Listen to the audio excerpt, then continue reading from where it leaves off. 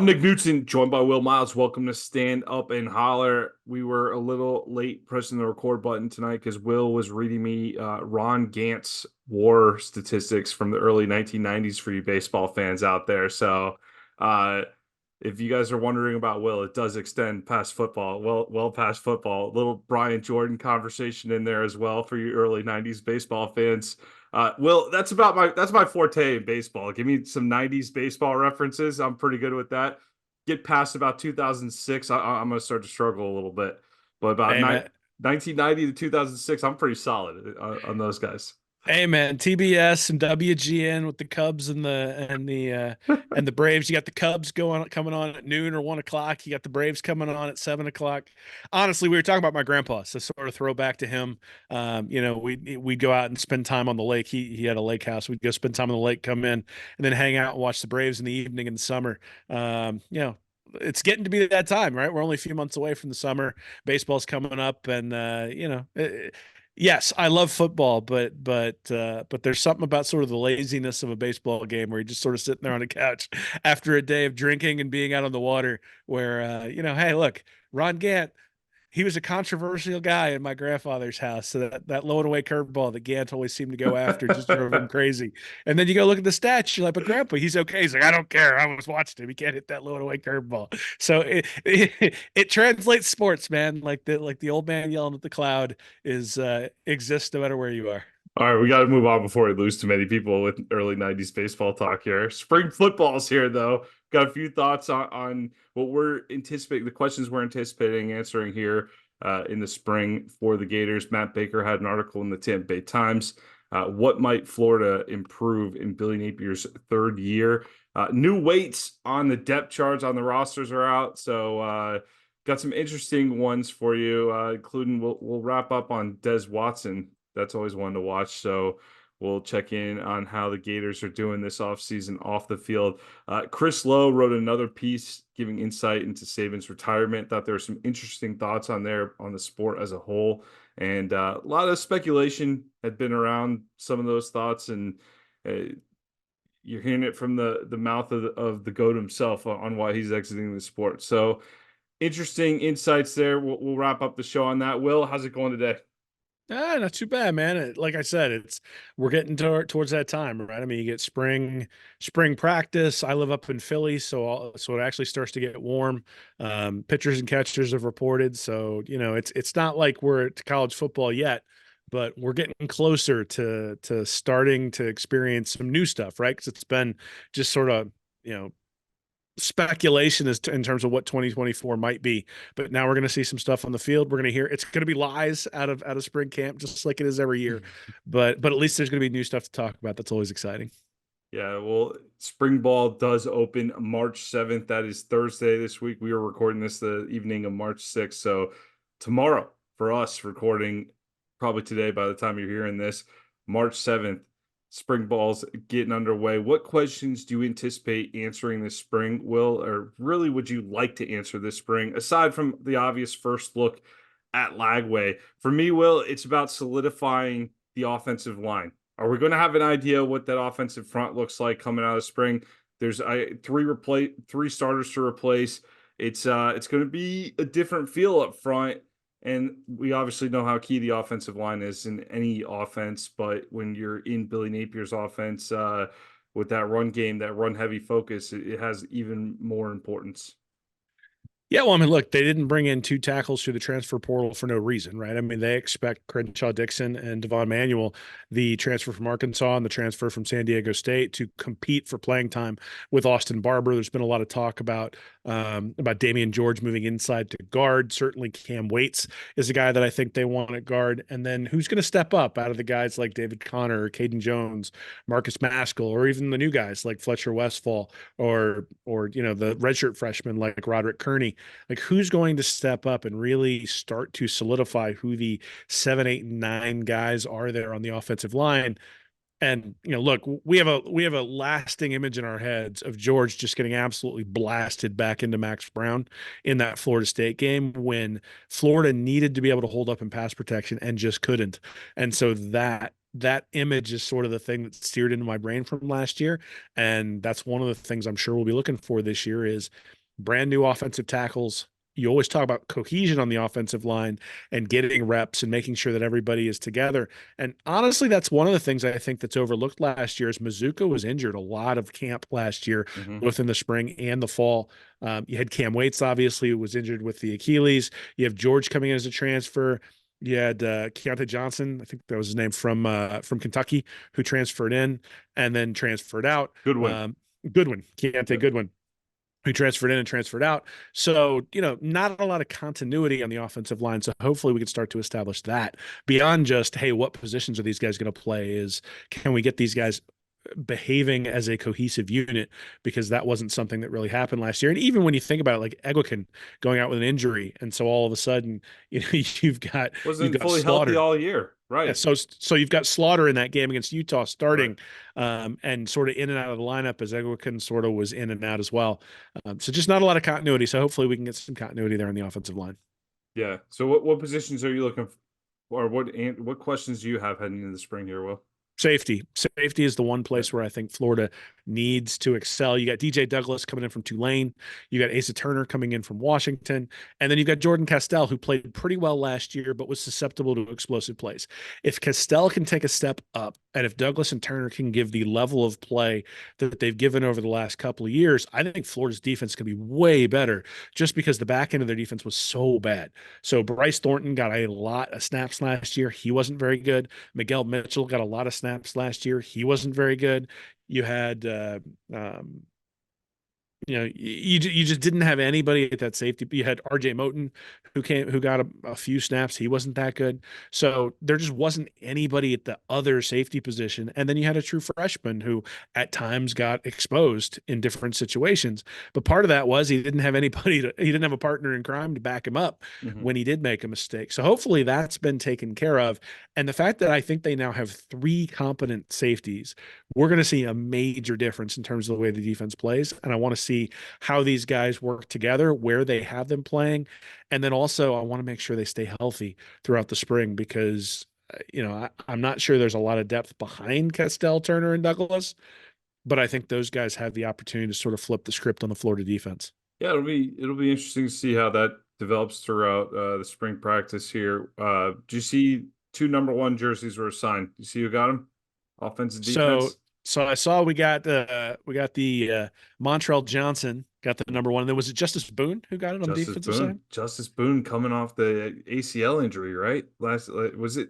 He did that in camp last year, right? In fall camp. Yep. Yeah, I was in fall camp. Yeah. So, we're a year out at this point, which sometimes those are year and a half injuries. So Hmm. hopefully he can come back full strength. But I think Boone was going to be a big part of what they did last year. And obviously, given some of the struggles that Florida had, it would have been nice to have had him, but got him coming back this year, and hopefully he can make a difference there at the edge. Yeah, you want to see those guys earn it, and they're giving him that jersey number. He must have been working pretty hard off the field. I keep seeing Jack Pyburn post videos too, where he looks pretty solid running. I mean, it's not 100% just yet, but he keeps posting rehab videos where it looks like he's coming along pretty good. But a lot of those injuries from the fall, I expect that a lot of these guys aren't going to be super active this spring, right? You would think they would bring them along slowly throughout the Well, I spring. mean, we'll see. You got a lot of new staff. You got a new head coach of the defense, even if you don't have a new defensive coordinator. You're breaking in sort of at least new responsibilities in the offensive coordination room, and then you've got a new special teams coach. I'm not sure that you have the capability, or I'm not sure you have the convenience of saying, let's avoid injuries. And honestly, you weren't good enough last year to sit there and say, well, let's not work on tackling.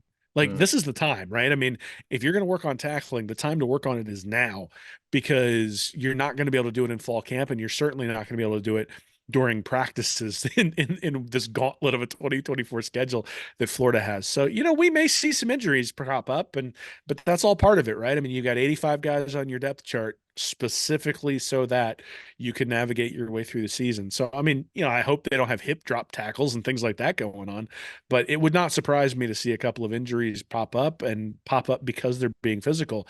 But Florida got out physical a lot last year. And they're going to have to fix that. And I think part of fixing that is going to be making sure that you're able to make tackles open in space. I mean, one of the things you mentioned that I thought was really prescient last year was there was a fourth down play where Florida threw a ball out in the flat against Georgia, and the Georgia linebacker ran out there and made a perfect form tackle against Florida. And you asked me the question, like, when's the last time we saw a Florida linebacker who was able to do that? And Florida had some athletes at that position now. And so the question is going to be, can they emulate that sort of thing, make those sorts of tackles? And spring's when you do that. And so I don't know that I think they're going to go pretty hard for the guys who are 100%. And maybe some of the guys like Boone or some of the guys like Cam Carroll, you go a little bit lighter, but it's big boy football now, man. Like you can't go 6-7 again. You can't go 5-7 again. You got to win some games. And so whatever you got to do to prepare for that is I think it's balls to the wall at this point. Hey man, the one positive about a lot of the talk right now, where you can't go more than a day without hearing about, oh, Billy Napier on the hot seat, all the talk around the schedule, how tough the schedule is. That's got to be galvanizing within a locker room, right? That's got to be something that Napier and his coaches, if they tap into for motivational purposes, it's got to be pretty easy to fuel the team with that kind of talk around the Yeah, I mean, program. absolutely. I think so. And I think Florida wasn't that far away from a 7-win season last year. There were opportunities to get there, and they just didn't get the job done. And you look at the way the schedule starts, you got Miami, who wasn't any better than Florida last year. You got Samford, then you got A&M, who's got a new coach. You got Mississippi State, who's got a new coach. You got UCF. So those first 5 games, those are winnable. Then you got Tennessee, and granted it's in Knoxville, but Florida's been a house of horrors for the Vols. And then you got Kentucky. And you got to beat Kentucky if you're going to be an elite SEC team, especially now that they've done away with the divisions. So those first 7, the Do you first ever think you would 7, say that?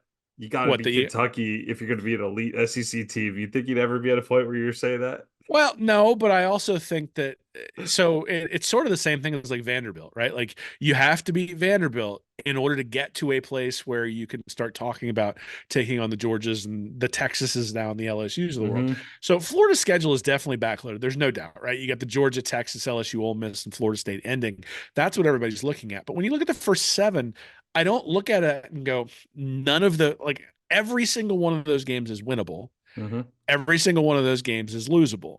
If you go 3-4 in those first 7, you're screwed. If you go 6-1 in those first 7, now you've really built some momentum. You steal one in that last 5, or if Ole Miss sort of takes a nosedive because all their players start bitching about not getting enough money, or you got LSU falls apart because they don't have Jaden Daniels, or Florida State without Jordan Travis ends up being more like an 8-5 team rather than a 13-0 team. Like we see this every year. You would have never guessed that Missouri was going to be a difficult game on Florida's schedule at the beginning, and all of a sudden we're sitting there looking at the Mizzou game, going, "Oh no!" Like what a gauntlet at the end of the year. And those sorts of things change and flow and flux. So I think we can say with pretty good confidence the first 7 games of the year are obviously the easy ones for Florida. But you're right. In terms of the nobody believes in us aspect of things, the everybody thinks we can't compete with the schedule, the idea that they're going to come out with a chip on their shoulder, certainly they should. And it's entirely possible that this team puts together a pretty good record for the first 6 or 7 games, even if they struggle down the stretch. And if they're 6-1 heading into that stretch, and they end up 6-6, I think people will be disappointed. But if you told me right now, 7-5, a bowl game, we understand where we sit with DJ Lagway, and we haven't had all the operational crap that's gone on the last couple of years. Special teams looks good. The defense has taken a major step forward, and Lagway won them a couple of games, either early on or late in the year, then I'm sitting there going, that's a successful 2024 season. So we'll see where we end up. I think some people would agree with that, some people wouldn't, but you get you got to sort of look at this and say, what does success look like? And then I think in many ways success is how do you set yourself up for 2025, and that's kind of what I'm looking for. You think Spurrier's going to get any answers out of this spring? Well, I mean, he might get a couple of the Army fired, given that he doesn't like that he doesn't know what everybody does there, and isn't entirely sure that the people there's a lot of people, but he's not quite sure what their jobs are. Which, to be honest, is actually the criticism that I've sort of levied at Napier, and we went through it a couple of weeks ago. We were looking at special teams where there are dual responsibilities, an offensive coordinator where there are dual responsibilities, and defensive coordinator where there are dual responsibilities. And the question isn't, do you have coaches there who can put players in the right position? The question is, do you have the leadership at the top to make sure that everyone knows what their responsibilities are, Mm. so that there's not infighting from people who want to do it one way versus another, and no one really knows who's in charge? Because when that happens, then you start to see separation between the coaches, but then you also start to see players go into different factions as well, right? You'll have your Ron Roberts players, and you'll have your Austin Armstrong players, and all of a sudden you've got conflict within the unit. So that, to me, is maybe the warning shot that Spurrier's throwing out there. And I think it's a fair criticism thus far of what's gone on. But, again, I think one of the things I've admired about Napier is that he does seem to stick to his guns. The two offensive line coaches, the offensive coordinator, coordination running through him. Those are things that I think he's taken a lot of criticism for, and certainly will be his undoing if it ends up not working in Gainesville. At the same time, the fact that he's willing to stick to his guns means that if it's successful, it'll be because of decisions Napier's made. And you have to admire someone who will ride with the horse that brought him, and make sure that and make sure that they're doing it their way. And again, it may crash and burn, but they did it their way, and I can at least admire that. Say Dan Mullen's clapping at that line somewhere. Well, you got little Todd, little Grantham out there too, enjoying that line too. Well, crashed and burned. Like there's the entire. I mean, look, just because you stick to your guns doesn't mean it all ends up sunshines and rainbows. Like, at the end of the day, it might turn into a really nice buyout. But Mullen seems perfectly happy taking shots at Florida and tweeting pictures of himself at the beach. So, I don't feel sorry for these coaches when it doesn't work out and they leave with like $32 million coming their way for doing nothing for the next like 3 or 4 years. I think. You might feel sorry for the staffs who have to move their family. You might feel sorry a little bit for some of the criticism, but these guys are compensated really well for the risk that comes on the back end. And no one's going to be weeping for anybody who from any program, not just Billy Napier, but anybody who at a big time college football program loses their job. I'm not saying Billy Napier's highly invested in listening to the noise around the program, but when Steve Spurrier comes out and makes a headline like that, he's got to be in this office going, "Come on, Steve, damn it." Not making my life easier here, man. Look, I suspect that Spurrier seems like the kind of guy who doesn't hold back, which means that if he's seen Napier down the hall, he's mentioned this. And whether he's gotten a satisfactory answer or not, I think the answer is he hasn't gotten a satisfactory answer, which is why all of a sudden he decided to make it public. But it's not a good look. It's not. But look, there's only one way to quiet down the fans who are negative. There's only one way to quiet down the negative recruiting. There's only one way to quiet down the legend who's talking in the background. Let's win some freaking games. You go 9-3 this year, and one, you're probably in the playoff, and two, everything quiets down. You go 7-5, and you're still going to have naysayers. You go 5-7, and you're probably sitting on the beach next to Dan Mullen, and that's just sort of the reality of where we sit today.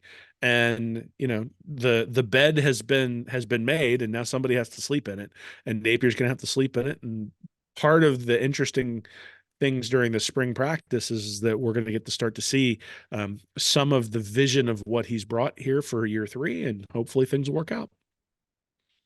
Let's move on here. Matt Baker, Tampa Bay Times, wrote an article, "Why might the Florida Gators improve in Billy Napier's third year?" And essentially, he was talking about the returns on the youth movement from 2023. I thought he had some interesting numbers in the article here. Florida returns 68% of the production from last year. That's 32nd nationally and 4th in the SEC. The only two opponents that rank higher in that metric are Texas, who ranks 25th nationally, and Texas A&M, who ranks 18th nationally, but they're breaking in a new coach, Mike Elko, he pointed out. He also pointed out that no team in the nation had more true freshmen appear in every regular season game than the Gators, with 7 last year. 5 of them split 24 starts, including redshirt freshmen and the start. If you include redshirt freshmen into that number, the start total rises to 37 overall, which is fifth among all power conference teams.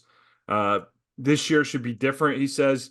The Gators return 300 career starts, including 99 from players who are in at least their fourth season. So the roster is aging. You are getting an older group of Gators this fall, and that is significant. I know that's something that people might dismiss offhand a little bit, but a lot of young players that could explain some of the mistakes. Well, I think it is more organizational, but you can make some more organizational mistakes when you're trotting out, some of the highest numbers of true freshmen in the country.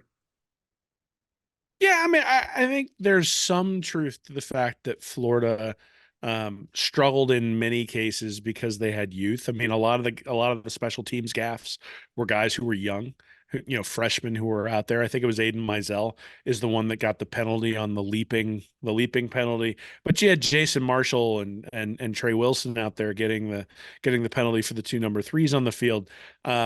But again, Trey Wilson, true freshman, so maybe that had something to do with it. I think the big thing here is that so typically year three is when teams take a step back under a coach. If this team takes a step back, Billy Napier's in trouble. However, I think that the transfer portal has changed that in many different ways. And if you look at it, Asa Turner's going to start. Devon Manuel's going to start. George Gums is going to start. DJ Douglas is going to start. Brandon Crenshaw Dixon is going to start. Triqueze Bridges, I think, is going to start. Joey Slackman's going to start. Shamir Dike is going to start.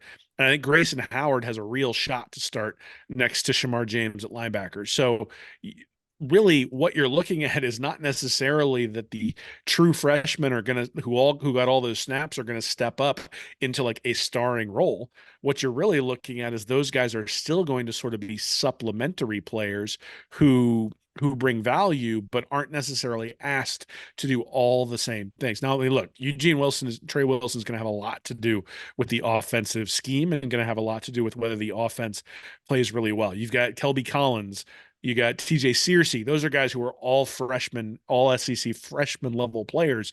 Those guys are going to have to step forward into more regular roles and maybe even into a starring role.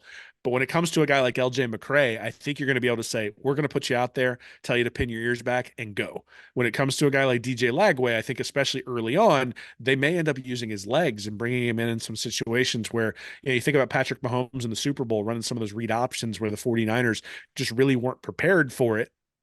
And now, you're not necessarily going to prepare for the read option against Graham Mertz. But if DJ Lagway comes in and can run that play, well, all of a sudden you've got a completely different set of things. So I think the transfers to me are the interesting part because otherwise this roster would be really lacking in a lot of different places. But I think the transfers they brought in they tend to be on the defensive side of the ball for the most part. And the other is they tend to really address needs, right? I mean, Gums is addressing the specific loss of Human Meelan.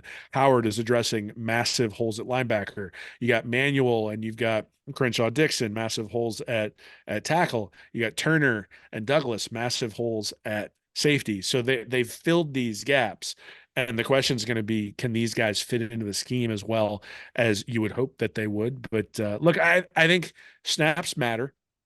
There's no doubt. I mean, I think I cited something earlier this year. Jordan Castell is like the 17th best defensive player on Pro Football Focus's rankings for true freshmen, but he was like 700 and something overall of defensive players when it came to the overall country. So he was an excellent, excellent player for a true freshman. Mm-hmm. The problem is if you fill up an entire team of excellent, excellent players for true freshmen, you're looking at guys who rank in the 500 to 700 range overall in the country. You're not winning a whole lot of games that way with guys who are in that ranking. So that's going to be the question, is not necessarily the experience. It's going to be, does the experience translate to where Florida starts getting some top 100 type performances for Pro Football Focus rankings? Do you get guys who are able to take leaps and all of a sudden become difference makers? Because think about it, defensive end last year, who was a difference maker when it came to pass rushing? At linebacker, who was a difference maker? At safety, who was a difference maker? Offensive line, who was a difference maker? The only places that I would say that you had a difference maker was you had Ricky Pearsall, you had Eugene Wilson, and you had Trevor Etienne. and Etienne's gone, Pearsall's gone. So the only guy you got left is No, Wilson. So somebody's going to have to step up. not buying any Princely stock. I mean, I think he was okay. I Yeah. don't think he was fantastic. And I think anybody who sits there and says that guy, like I'm talking like first and second round draft pick, right? There's a reason Newman Meelan's at Ole Miss, and it's because he wants to build himself into a first or second round draft pick. Mhm. If he had been a first or second round draft pick, he would have gone to the NFL. And so what's on the tape is not representative of a guy who's a true difference maker. And that's not a shot at Newman Meelan. I think he was a very good player who had some limitations within Florida's scheme. We'll see whether those limitations have started to go away, or at least, whether he's been able to eliminate some of those limitations now that he's gone to Ole Miss. But there was never a time where I said, "Oh, the opposing offense has to scheme to take away Princely Human Meelan," the way you said the other team has to scheme to take away Harold Perkins from LSU. Mhm. Or specifically if you're talking about defensive ends a couple of years ago with Will Anderson at Alabama, where you just said we have to scheme, like we cannot leave him one-on-one against a tackle. Like we have to chip him, we have to cut him, we have to make him, we have to run draws in his direction to slow him down. Like there were a lot of things you had to do to game plan around a guy like Will Anderson. There are things you have to do to game plan around Harold Perkins. You didn't have to game plan around Princely Human Meelan. And quite honestly, there wasn't anybody on the defensive side of the ball that you had to game plan around. Now there were some guys you game plan to attack. So if you go back and watch the LSU game, they clearly were going to attack Scooby Williams, and they decided they were going to go after him, and they really took advantage of it. Those types of things are the things that you hope the experience brings. Is one, you don't have those guys they can attack, but also that one or two guys can step into that role where you actually have to start game planning for how are you going to deal with that guy. And once Florida gets back to that, then hey, we'll start to see really, really significant improvement on the defensive side of the ball. Spring roster's out. Let's go over some of the significant weight changes in there. I mean, some of these are more significant than others, but just the ones of note that I handpicked here. I pulled this out of an article from 24/7. They had a list of guys, and I grabbed some names that I found interesting here. Trey Wilson and Aiden Mizell almost identical in their weight gain, going from 170 to Wilson's 181. Mizell's 182. Not significant in terms of weight gain, Will, but for a receiver and especially two speedy guys like that, that just a little bit lean coming in their freshman year, especially Mizell. Like to see him put on a little more weight even than 182. But Wilson's going to take plenty of hits this year, so good to see those guys putting on a little muscle this offseason. Easy to forget that Wilson, even though he caught 60 plus balls, missed a bunch of games last year. He missed Mhm. 3 or 4 games there early on after he took a hit. And so, yeah, I mean, obviously being able to make it all the way through the SEC schedule requires some bulk and is going to require some deference when they're out in the field, right? Like last year with Pearsall really trying to sort of prove what you're made of. I think maybe you take some hits that this year hopefully Trey Wilson doesn't take. But look, I mean, I think it's good to see these guys are getting bigger. I think by the time they get to NFL um, type avenues, they probably want to be in the 190, 195 range. Maybe Wilson not quite that big. Mizell's a little bit bigger dude in terms of his height, but yeah, good to see them developing. 4 offensive linemen gaining weight here. Damian George going from 350 to 362. Cam Waits 350 to 365. Barber 300 to 316. And Roderick Kearney going from 286 to 302. One offensive lineman down since last year. Caden Jones from 350 to 336. So different projects for different guys. Some guys need to shed, some guys need to bulk up, but a lot of those numbers going up where they're well. Do you think that's good going from like 350 to 365? That seems Cam Waits counter. though is gigantic. He's a gigantic human being. So I think for him that's okay. I think with George, I think that tells me moving into the inside, they don't mind a little more bulk on him than when they were trying to get him to move around, probably have a little quicker feet at that tackle position. Does it say that Kearney is going to take over at center, or do you think he's going to be a guard given putting that extra weight on him and the way Slaughter played last year? I think Slaughter would be the guy to start with. I got to learn more about the PFF grades. I got to be honest. People throw around the PFF grades a lot. I'm not 100% sure what goes into grading an offensive lineman on PFF, but apparently PFF, they liked his performance a lot last year. So I think Slaughter, there's not a lot of tools out there to analyze offensive linemen. So a lot of it's just becomes anecdotal based on what we're seeing and the way we understand the offensive line. Will I think Kearney's capable of playing center and guard based on his days at Orange Park. I think he moved around the line a little bit at Orange Park, from my understanding. So I think he's certainly capable of stepping into that center role, but I would think Slaughter would get the shot right out the gate, wouldn't you? I think so, but Kearney was the guy. That'll be the question: is he the backup center? Is he a backup guard, or can he win a guard spot? And if they're moving George in, that probably eliminates one of those opportunities. And if Barber ends up, I mean, you got three tackles now. The question is, you're going to shift one of those guys in because it feels like you'd want to play your five best offensive linemen. And Barber 2 years ago was a really good offensive lineman. Last year had some issues at times, but I think there's probably an opportunity there as well. So I'll be interested to see what happens with some of these backups and where they have them sort of moving in and out. Jordan Castell down from 220 to 207.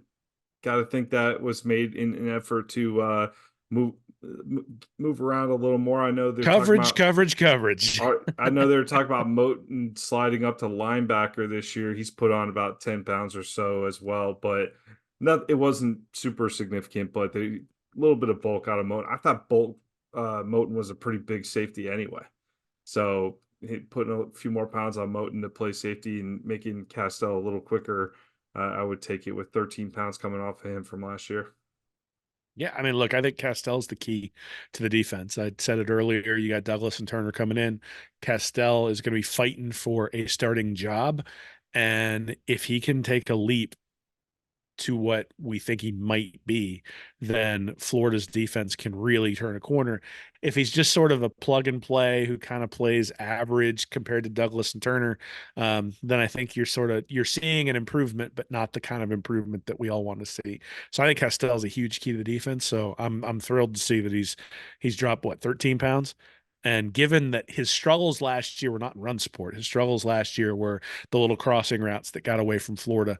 The things where you had to make an open field tackle or you needed to cover a tight end in space or those sorts of things. So I think a decrease in size will help get him to where he can be a little bit more effective in that circumstance. Now we go up to the defensive front, Will, which is the real reason I picked this as a category tonight, because it really, these two guys are what I was centering this whole thing around. Cam Jackson goes from 350 to 374. Big fella, big fella. He moves very well for his size. So to put on that level of bulk, if he can keep his movement at that size, that's pretty significant right there. 350 to 374. Desmond Watson, 435, which is already incredible, to 464. Will that's an incredible amount of weight being added to two guys that were already bringing plenty of weight to the defensive line. Yeah, I mean, it's going to be a question of stamina, right? Like, obviously, the more weight you have and the more strength you have, the better off you're going to be up front in the SEC. But at the same time, when they got to run you off the field, when there's a switch to a passing play, do you have the ability to do that? Do you still have that quickness? Are you going to maintain the quickness through the line, be able to crash and get the tackle for loss? Those are all the questions that we're going to have to ask. I think there were times that Des Watson and Cam Jackson got tired last year there on the offensive front. Certainly everything works together, but it all kind of starts with those guys getting pressure up front. There wasn't a lot of that last year, so we'll see whether that improves this year. But man, 460 pounds is a big dude for Gainesville in August and September. So What doesn't that type of weight gain out of Watson? First off, let's all be real too. The numbers on the roster, who knows what's actually real and what's not? These are reported numbers, right?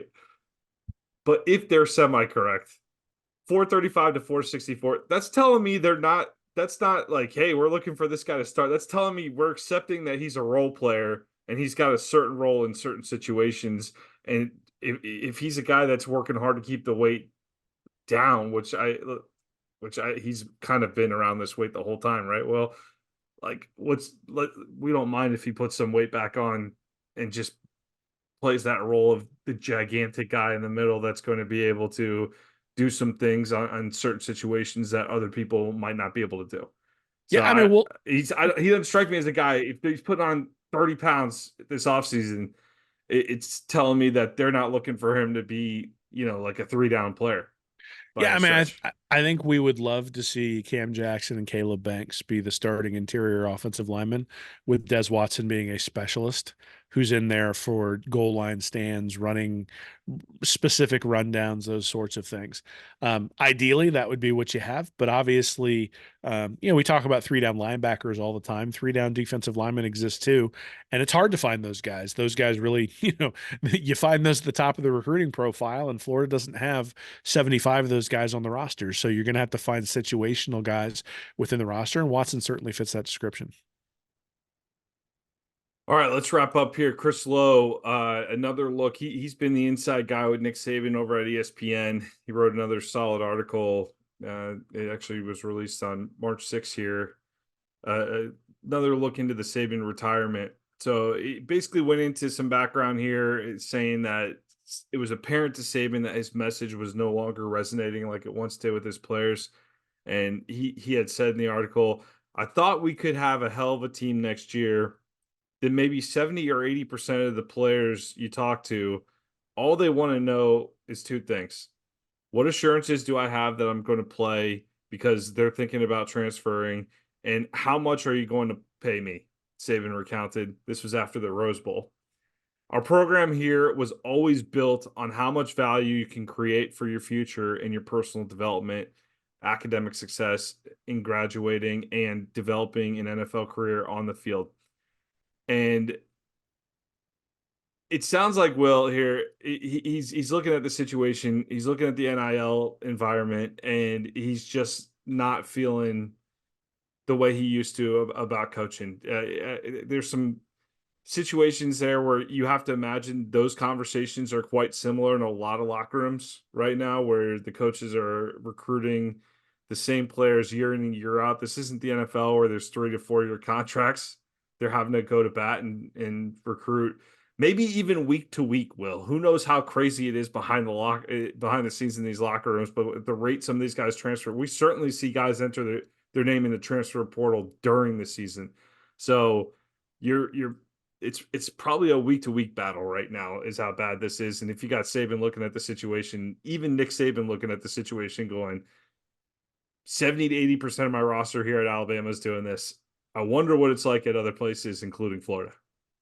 Sure. I mean, I think Saban is an interesting case from the standpoint of that same article talked about him going to talk to Burns, the AD, and basically saying, "Hey, we're gonna have to take this on a year by year basis because I'm getting towards the end of my career anyway." Mm-hmm. The guy's what, 72 years old, so it's not as though it's not as though this is like a massive surprise.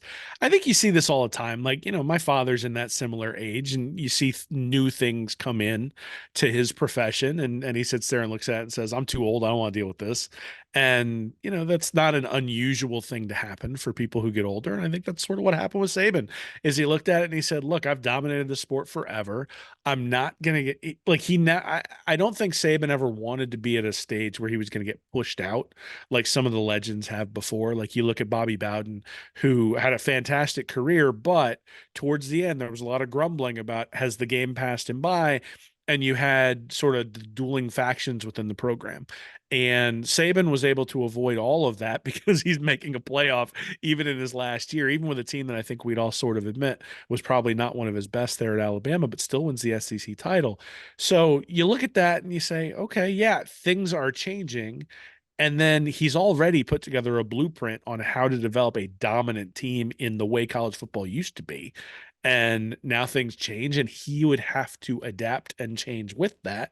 And you just go, is it really worth the time, energy, and effort to set up the program to do what's going to be necessary? Because he's going to think about it from a long-term perspective, but he's not there for the long term. And so that, to me, is the thing, is he's a guy who builds stuff.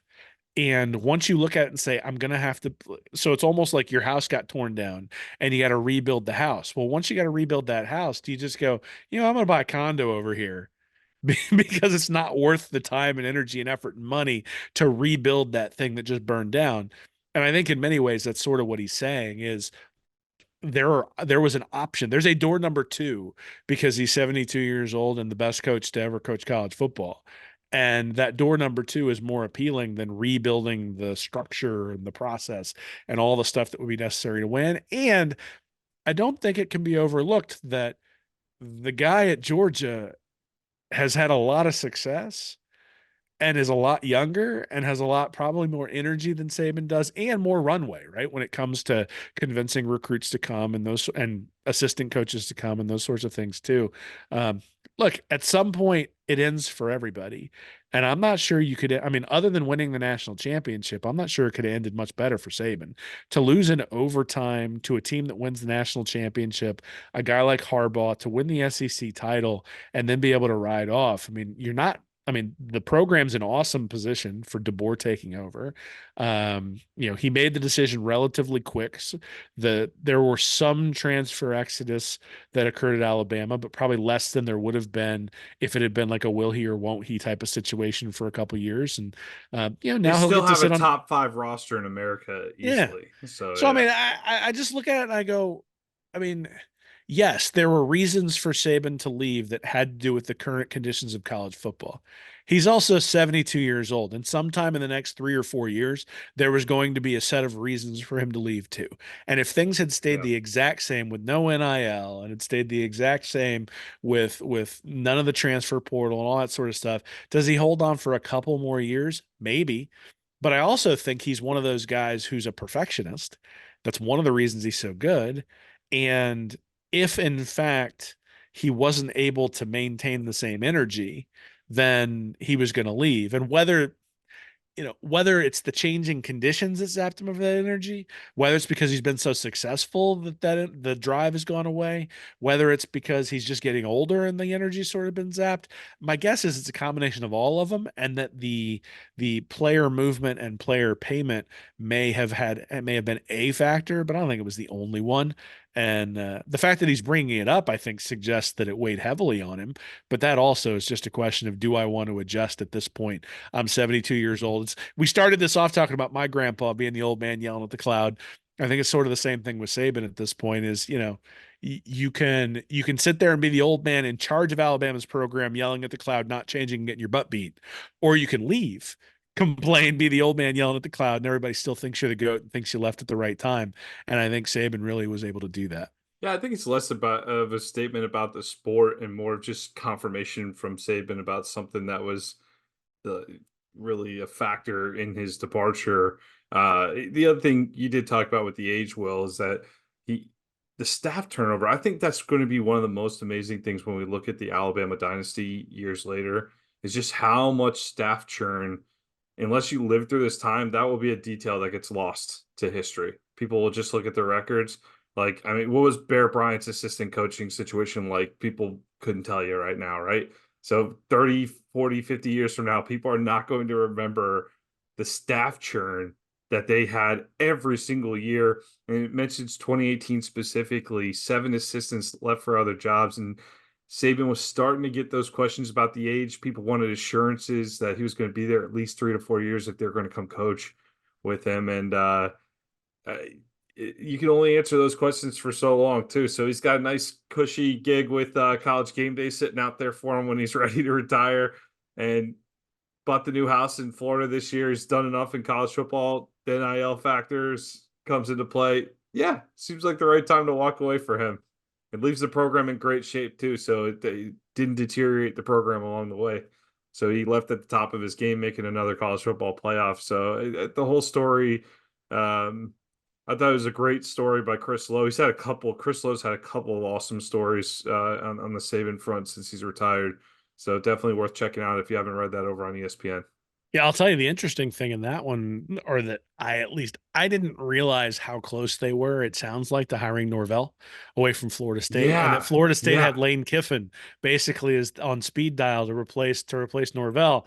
And you and I have gone back and forth on text messages about what we think of Kiffin. We'll save that for a different podcast. But I mean, just from a fascination perspective of what would Florida State look like if Norvell had decided to go to Alabama, what would Alabama look like if Norvell had decided to go to Alabama? And then what would Ole Miss look like if Kiffin had decided to come to Florida State? And how would that have impacted the way we think about Billy Napier and the recruiting and all that sort of stuff? Would have been fascinating. So, it's funny. You think about sort of the what ifs of college football. I mean, what if Nick Saban hadn't gone to Alabama from Miami is one of the big what ifs of college football, right? There were I think they thought about hiring Rich Rodriguez was one of the guys that they had thought about bringing in there. And what if they had hired somebody else? And this whole dynasty doesn't even happen. And then you have this whole dynasty, and now you got the DeBoer versus Norvell type of stuff, along with all the realignment that's going on in the SEC and the Big Ten requesting like 75 buys for the 14-team playoff that they're going to expand to, even though they haven't even played a 12-team playoff yet. There's a So reason we haven't chose playoff talk as a topic. Just if anybody's wondering, we're not missing the news. It's just there's no news right now. It's all it's all garbage. speculation. It's all garbage right now. Well, So the good news is this is all just going to be the SEC championship when it comes down to it. So at least Florida will be involved. But no, I mean, look, yes, go check out the article. It was a great article by Chris Lowe, and a lot of little fascinating tidbits there, not just Saban specific, but things that were just college football sort of. That's going to be interesting. Tuck that one away for 3 or 4 years from now and see, is Norvell going to build something that sustains at Florida State? Is DeBoer going to be able to build something in Alabama that sustains? Is Norvell going to go to Alabama 4 years from now when DeBoer flames out? Like all those different things that sort of can be on the radar, and all those what ifs that you think about when a big transition happens. And certainly there's not one bigger than Nick Saban leaving Tuscaloosa. yeah, I remember one of my FSU buddies was when Saban retired, he immediately was throwing on the group chain. Oh man, I hope Norvell doesn't leave for Alabama. I'm like, I think you're okay, man. Don't worry about it. Don't worry about it. I think you're safe. And then Norvell's in the hunt. Unbelievable. I think Norvell's done a great job at Florida State for the record. But 2 years ago, 2 years ago, if you told anybody that Mike Norvell would be one of the top candidates to replace Nick Saban at Alabama, I don't think many people had that on You their radar a couple of years you would ago. have said the But same thing about Kalen DeBoer, right? I mean, right, right, it's amazing how quickly things change. I mean, look, I yeah, mean, in after that 2020 season, if you'd have told me Dan Mullen was going to be at Florida for the next 10 years, I would have said I'm concerned about the recruiting, but yeah, he's going to win a bunch of games. And a year later, he's out. And you're just like, holy moly. And I remember in 2017, a bunch of people at the start of the year saying, I don't think that Jim McElwain's going to make it out. And I'm like, oh, he's going to make it through the season. And then you got the death threat stuff and the Georgia thing and allegedly, all this all allegedly and the shark. And all of a sudden allegedly. everything allegedly. And all of a sudden everything goes nuts. So it's amazing how quickly things change. And hopefully for Florida State, it'll prove to be a really good thing that Alabama avoided Mike Norvell, and that hopefully the Knowles just like fall flat on their face and come back to earth. That'd be great. But They're um, locked in for a while. yeah, we'll see. That Yeah. contract extension. Yeah. Well, and especially because they don't have the same funds that Florida does when it comes to buyouts. So that is a big number that Norvell got. And good for him. He turned the 13-0 season or No, 13-1 good season. for Jimmy Sexton. That's it. Good for Jimmy Sexton. Got all of his guys raises along Well, I the mean, way. he's the agent for all of them. So That's what I'm saying. We're gonna throw a couple names out. We're gonna get everybody a raise along the way. That's a way to run a search, man. good Masterful grief. job. Yeah. All right. Well, good article on ESPN by Chris Logue about insight into Nick Saban's retirement. Worth a read if you're interested there. Will, spring practice. We'll have some notes to talk about on the next episode. We appreciate everybody tuning in for this week. For Will Miles, I'm Nick Knudsen. Have a great weekend, everybody, and go Gators. Hey, everybody. Thanks for listening to Stand Up and Holler. If you're interested in more information from me and Nick, you can go over to readandreaction.com. You can like and subscribe our YouTube channel here at Read and Reaction, or you can go to patreon.com/readandreaction to support us, get extra information, and we do Ask Anythings over there every once in a while as well. So check us out. Thanks for listening.